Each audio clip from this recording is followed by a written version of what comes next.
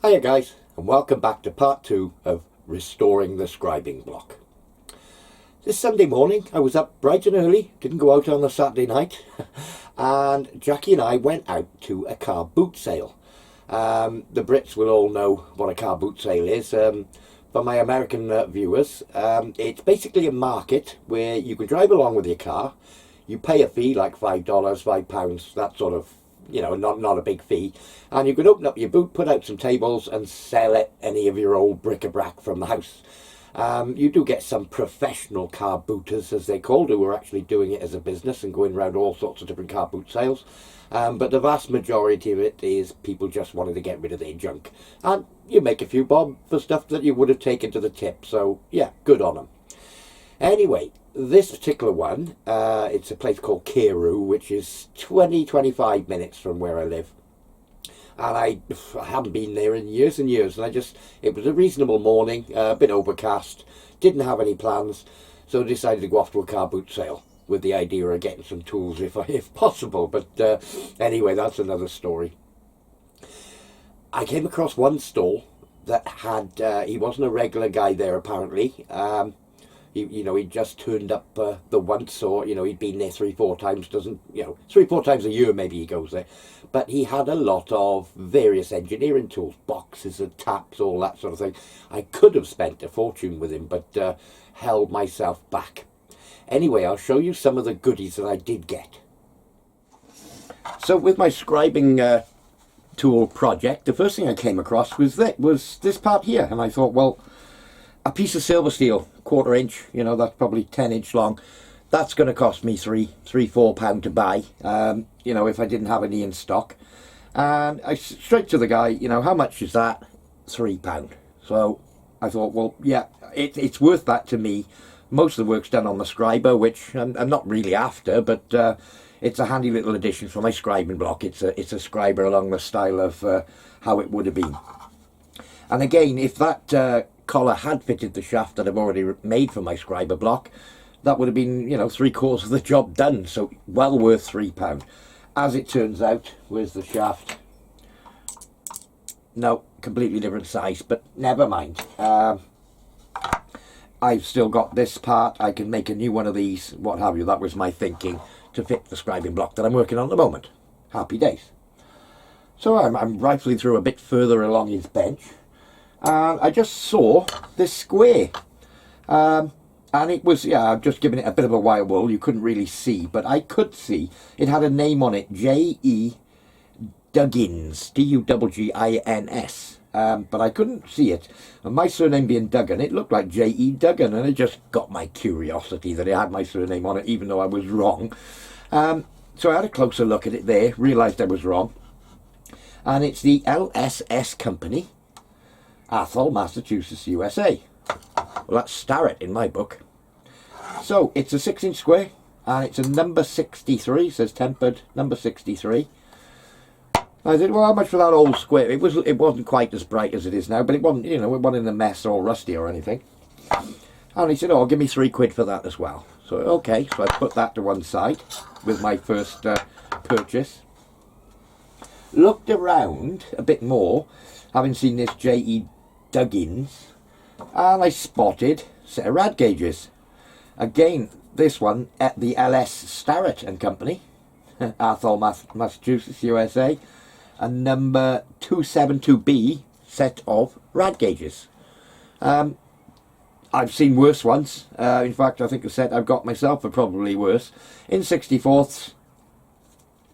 Again, the same initials, but just this time J.E.D.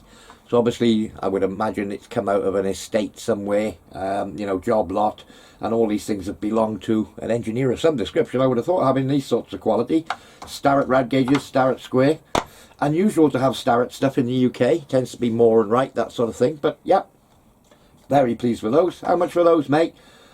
Oh, give us £3 as well. I said, oh, that's a bit steep. He's all right, £2. Okay. My attention was already there on these couple of boxes, rifled through a bit more, through the junk, and a brown and sharp 0 to 2 mic. Yeah, it needs a bit of love. Again, JED on it.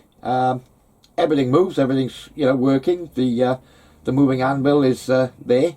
As again, I'm going to have to get myself a 1-inch standard to be able to set this thing up. But everything locks, everything works. No friction thimble, but it's, at the end of the day, it's a Brown and Sharp.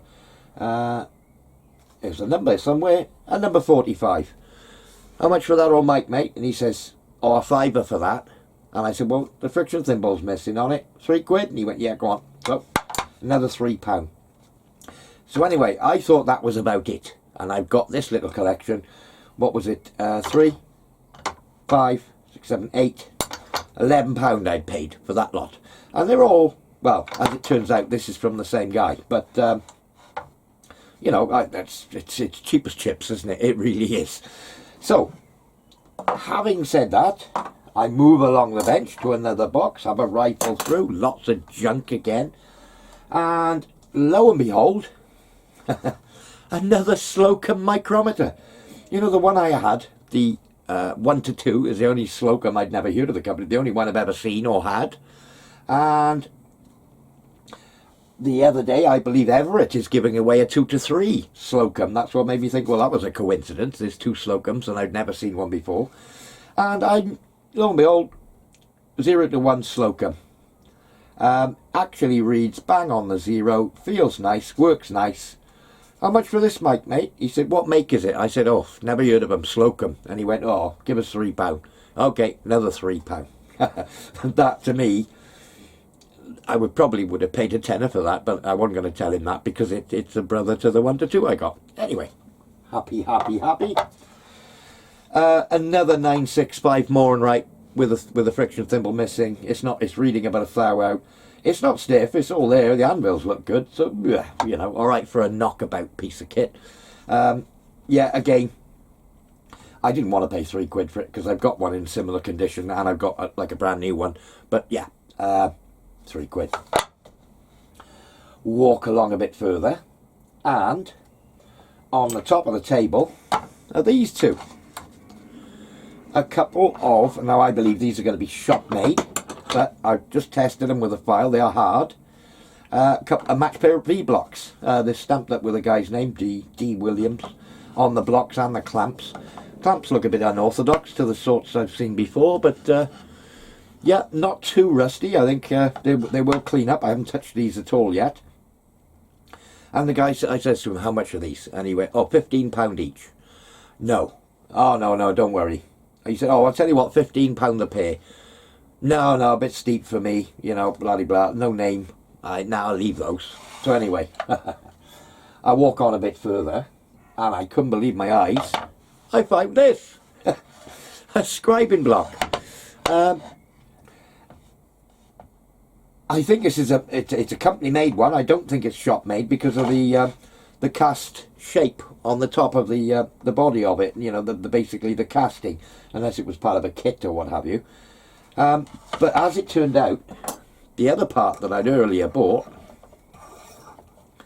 is the right size. So it turns out I got a complete scribing block, stinking dirty and in need of love again. And again, it's got the JED on it.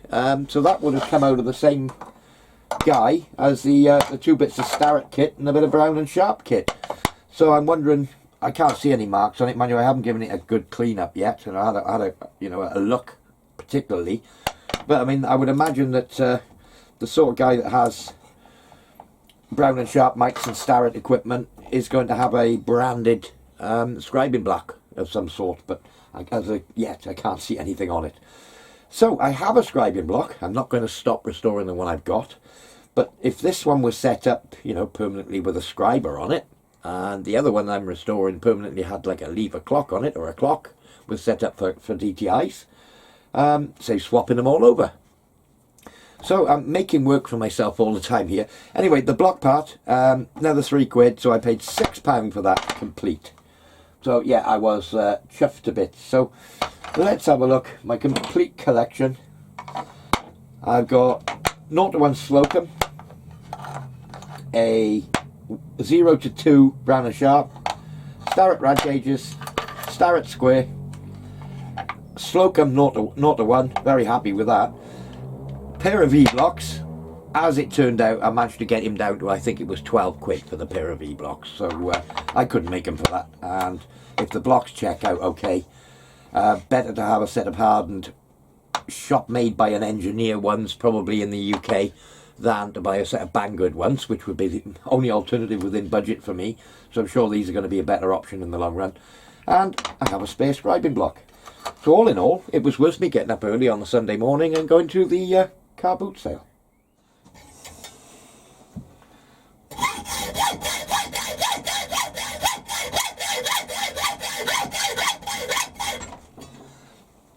I will be getting a bandsaw one day. I will be getting a bandsaw one day.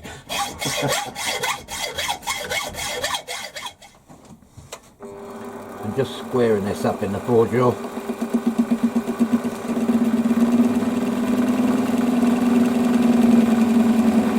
It's got two flat sides because it was a piece of gauge plate. So two flat parallels.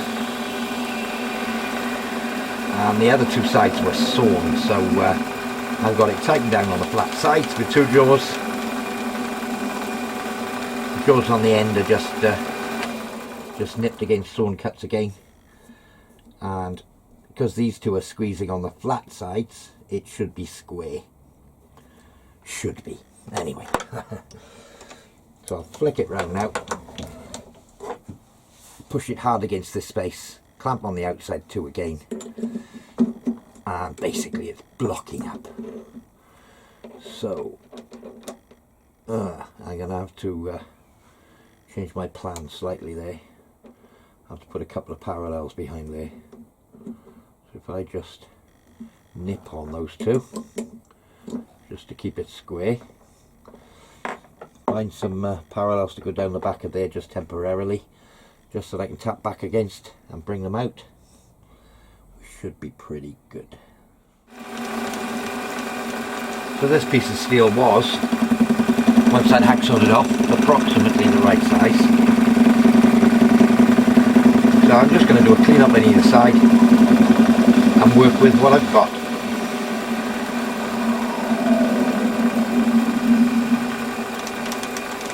Just check that for clean up. A bit more.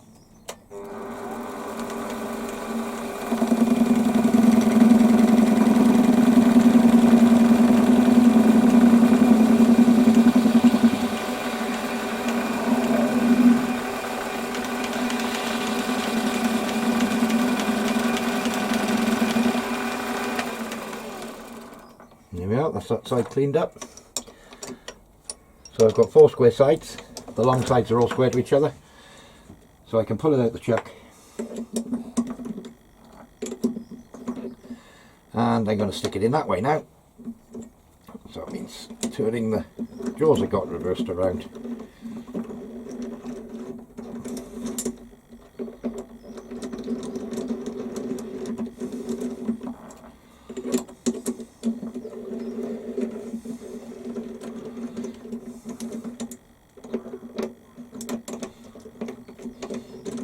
In you go. So I'm just going to eyeball the middle.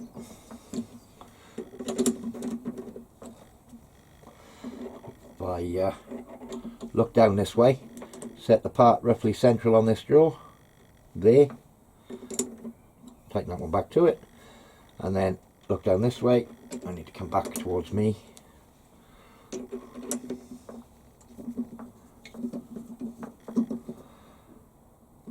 A little bit too much. That's it, close enough.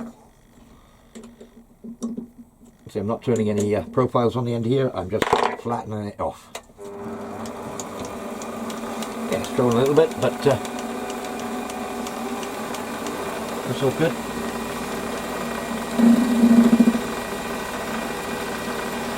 Lock my carriage.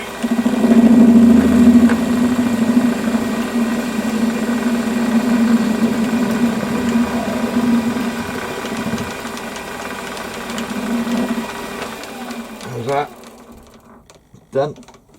Same the other end, and we'll be blocked up. So I've got a block now which is blocked up all square. You can see there's marks and what have you on it, but they're going to be filed out afterwards. There's going to be a lot more work done on this yet, and then dressed up neat at the end. So the next thing I need to do is mark out a hole somewhere around there to take somewhere around here, similar to the existing one, you know, the one that I've got off a much bigger one. Mark out the hole ready for to fit the shaft, or just a slight clearance on the shaft that sticks up from the scribing block. So I'll mark out an appropriate centre line on there for where we want to drill the hole. So I marked out the centre line. As it happens, it was 7.2 from either side and 7.2 down from the end. I just put the radius on there at the same time with the little dividers just to show me where I'm going to be filing it to later. But I'm going to set this back up in the four-jaw, clock up the centre pop, and drill it out to accept the rod.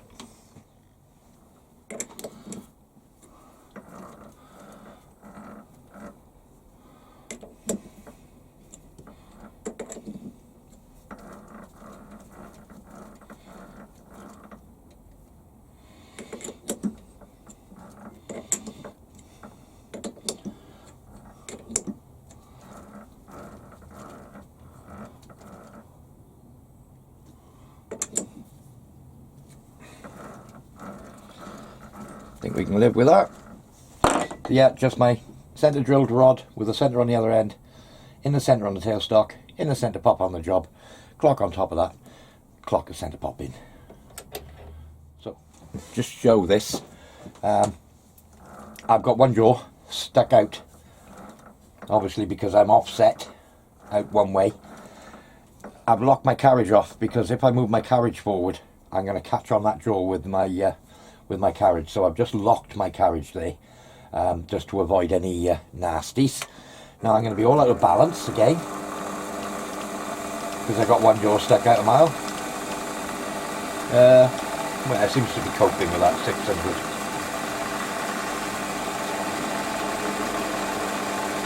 I'll just centre drill this. Oh. Be very careful with it sticking out, or with one jaw sticking out.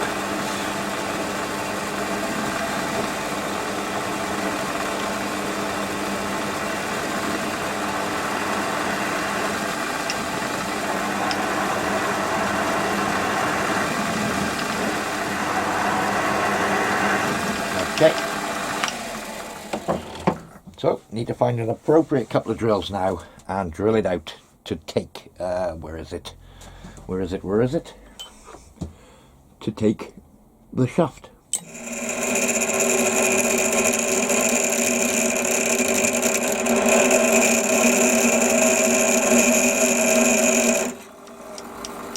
And I think we have a blunt 7mm drill. Let's have a look. Yeah, great big chip on it. Okay. Put him to one side, ready for sharpening.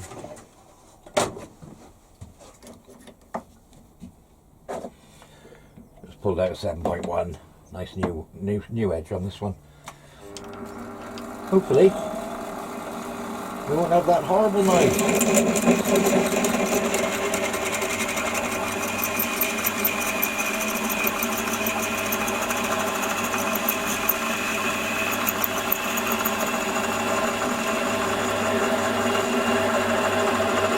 That's better. Shocking when you got a blunt drill to a nice sharp one. I'm probably going too slow. This is a piece of 01 silver steel, same material as drill rod. 01 flat ground stuff.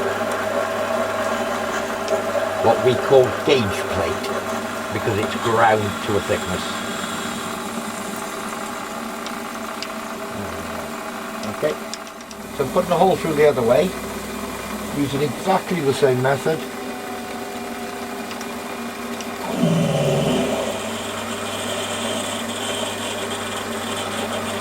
A nice large centre drill bit into that 6.1 to give me the taper for my clamping pin to draw against. Could probably do a little bit of joy spread around there, isn't it? We're getting into the basics of it now. I closed up the centre of that a bit closer. This block was 5mm longer. I brought it in a bit, not so long to hacksaw down through, and proportionally it was way too long, the centres between the shafts. So anyway, we got the 2 holes in, we got it blocked up. I suppose the next thing is a radius on there and a radius on here, to, you know, that sort of idea. That's going to be a lot of hand filing, so I'll get on with that and bring you back when we're about done.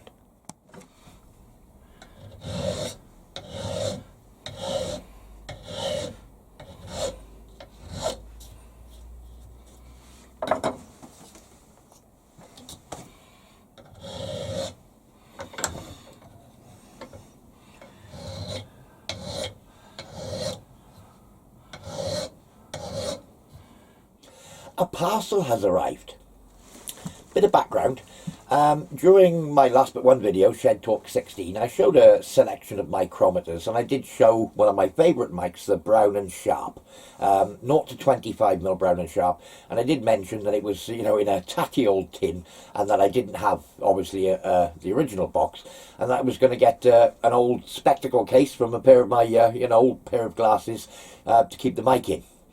Well, I was contacted by one of my viewers, Stephen, hi Stephen, who said, oh, that he'd picked up a used Brown & Sharp micrometer, what looked like a micrometer box, 0 to 1 inch, and that he didn't have the mic to go with it. It was no use to him. Would I like it? So, of course, yes, indeed, I would like it. It'd be the perfect thing to put that mic in, and the box that it deserves. So anyway, we exchanged addresses and Stephen sent me it. Now, the parcel arrived, and it's a lot heavier than what a mic box would normally weigh. Now, he did say he was going to put a few surprises in the box for me, and he certainly did that. So let me show you what arrived. We'll just put my Brown & Sharp mic out of the way for a moment. So the first thing I pulled out of the bag were 2 hefty chunks of aluminium. 2 1/4, 57mm diameter, something like that, by, oh, let's have a look. Can't remember what length they were now. Yeah, 3 3/8 long, something like that. Let me give you imperial for that. 85mm long. So yeah, they're 57 diameter, 85mm long, 2 really nice slugs of quality aluminium. They're going to come in handy. I'm sure we'll find a project for those going forward, so thank you for those, Stephen. So the second thing in the bag, I'm overwhelmed already. A pair of Brown & Sharp. Now, I did say how I liked Brown & Sharp in the video. Brown & Sharp dividers. Somebody at some stage during their life has had a grind on the outside of them to fit into a small gap somewhere, no doubt. But yeah, I mean, I love Starrett gear, I like Moore & Wright gear, and I love Brown & Sharp gear as well.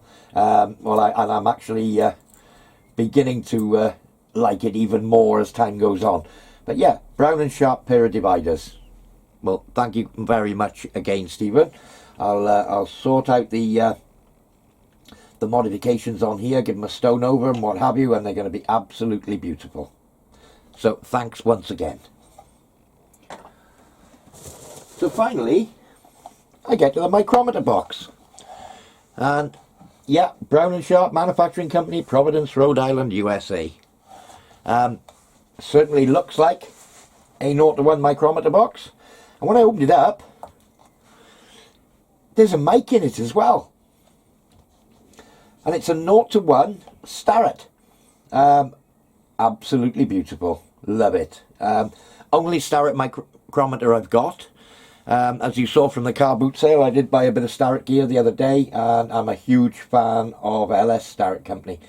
So yeah, Stephen, I'm overwhelmed with the generosity. Thank you very much, and I shall treasure that alongside my Brown & Sharp.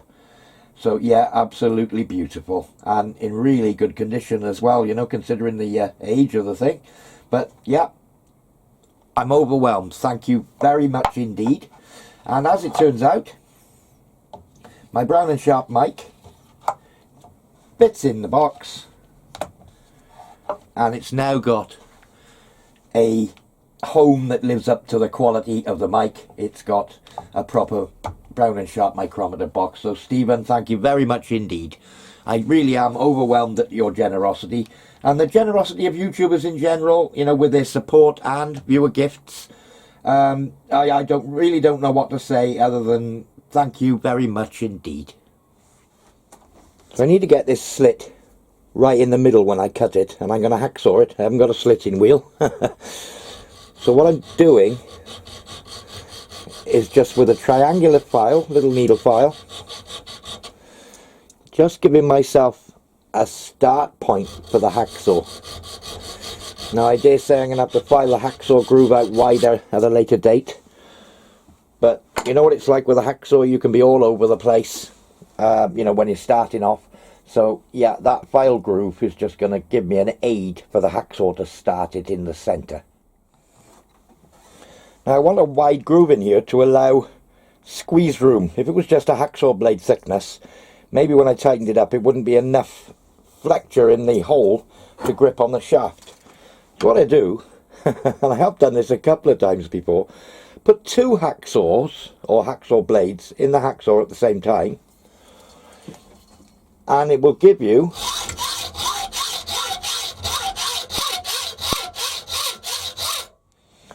I don't know whether you can see it on camera, but twice as wide a shot, or in fact over twice as wide a shot, a slot.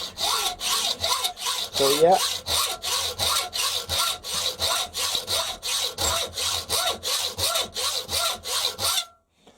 that's going to do the job a treat. So I've given it a bit of a deburr and a polish up.